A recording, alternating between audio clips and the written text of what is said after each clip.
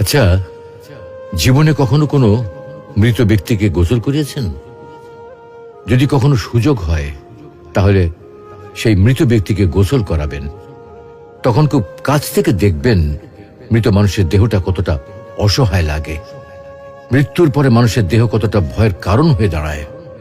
সুযোগ পেলে রাতে লাশটা পাহারা দেবেন, তখন বুঝতে পারবেন প্রিয় মানুষটার লাশ রাতের বেলায় আপনার কাছে কতটা অদ্ভুত লাগে, কতটা ভয়ের কারণ হয়ে ওঠে, কতটা আতঙ্কের কারণ হয়ে যায়। সুযোগ পেলে মৃত ব্যক্তির শরীরে একটু হাত লাগিয়ে কিছুক্ষণ তার স্পর্শ নেবেন। আপনি তখন উপলব্ধির সুযোগ পাবেন এই পৃথিবীতে বিশাল প্রভা প্রতিপত্তি মৃত্যুর পরে কতটা নির্যাতনের রূপ নেয়।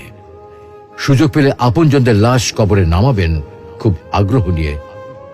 শেষবারের মতো মৃতদেহের মুখটি একবার দেখার চেষ্টা করবেন এবং বারবার উপলব্ধি করার চেষ্টা করবেন এই মৃতদের সাথে অনন্তকালের যাত্রার পথে এটাই আপনার জীবনের শেষ দেখা।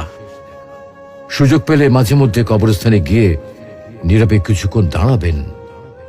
এরপর মনে মনে চিন্তা করবেন জীবনের লাভ ক্ষতির হিসাব। এই মৃত মানুষগুলো এই পৃথিবীতে কি করে গেছেন, কাদের রেখে গেছেন। যাদের রেখে গেছেন তারা কি কখনো এই মৃত মানুষগুলোকে স্মরণ করার জন্য কবরস্থানের